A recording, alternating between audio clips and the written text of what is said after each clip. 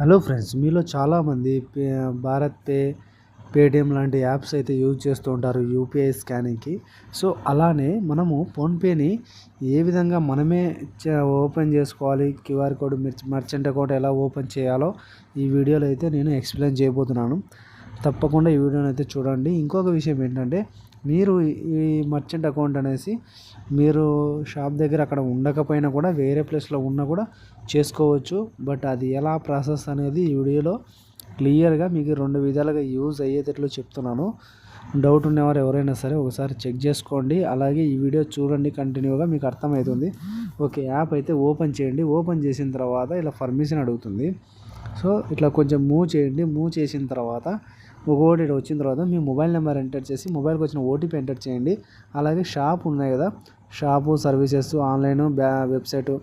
So shop services అంటే మామూలు కిరాణా కొట్లకు సంబంధించినది. ఆన్లైన్ వెబ్సైట్ అంటే వెబ్సైట్లకు సంబంధించినది, ఫేస్బుక్ ఇట్లా ఉంటాయి కదా వాటికి సంబంధించినది. ఇప్పుడు నేను ఆఫ్లైన్కి చెప్తున్నాను అనమాట. కిరాణా కొట్టు అది ఓపెన్ చేసిన తర్వాత వీటిలో అడుగుతుంది అనమాట, పైవే కిందివే అని.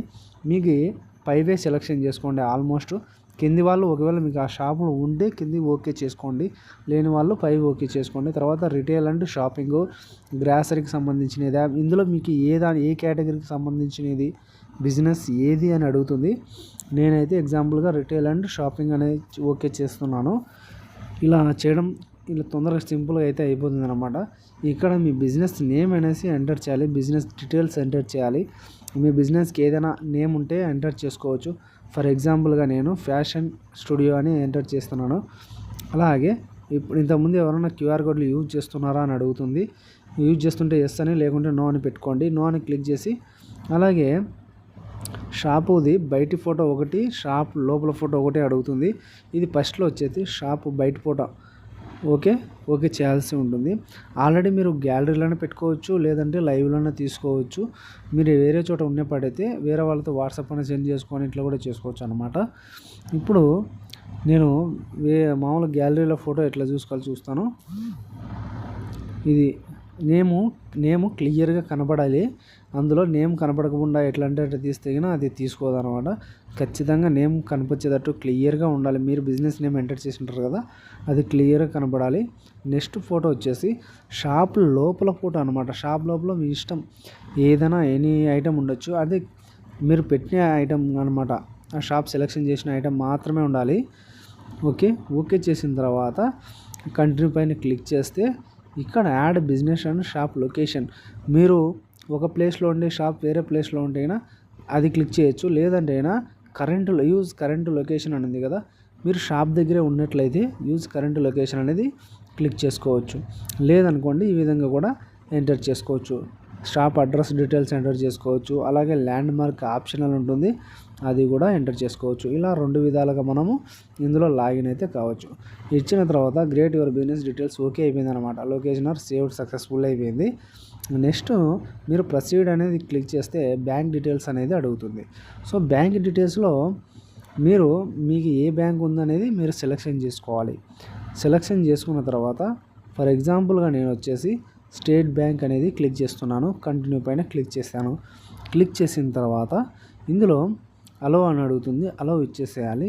ఇచ్చిన తర్వాత మీరు బ్యాంకుకు లింక్ అయిన మొబైల్ నెంబర్ ఏదని అడుగుతుంది, అది సెలెక్షన్ చేసుకోవాలి.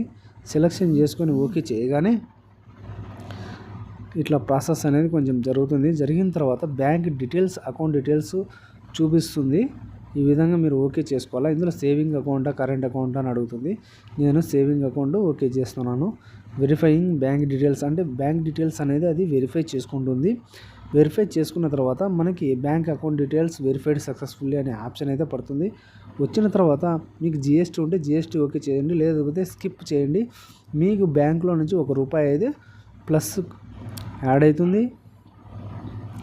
ఓకే, ఈ విధంగా చూసినారు కదా. ఈ డీటెయిల్స్ కూడా అడుగుతుంది. Pan details, pan number, pan card మీద నేమ్ ఎలా ఉంటే అలాగే ఎంటర్ చేయాలి. అలాగే మీ డేట్ ఆఫ్ బర్త్ ఎంటర్ చేసి ఓకే చేస్తే కంగ్రాట్స్ పాన్ డీటెయిల్స్ అని అడుగుతుంది. అలాగే కేవైసీ డీటెయిల్స్కి మీ దగ్గర ఏది ప్రూఫ్ ఉంటే అది ఓకే చేయండి. నేనైతే ఆధార్ కార్డ్ నెంబర్ ఓకే చేస్తున్నాను. ఆధార్ నెంబర్ ఓకే చేసేసి ఓకే చేసేయండి. అది సెలెక్షన్ చేసుకొని ఓకే చేసిన తర్వాత అందుకు ఆధార్ నెంబర్కి లింక్ అయిన మొబైల్ నెంబర్కి ఓటీపీ వస్తుంది. అది ఎంటర్ చేసి మీరు ఓకే అయితే క్లిక్ చేయండి.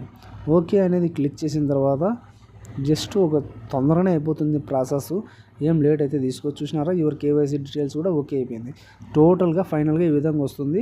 ఏజెంట్ మీ దగ్గరకు వస్తే కాల్ చేస్తాడు, ఓకే అయిపోతుంది. Bye guy.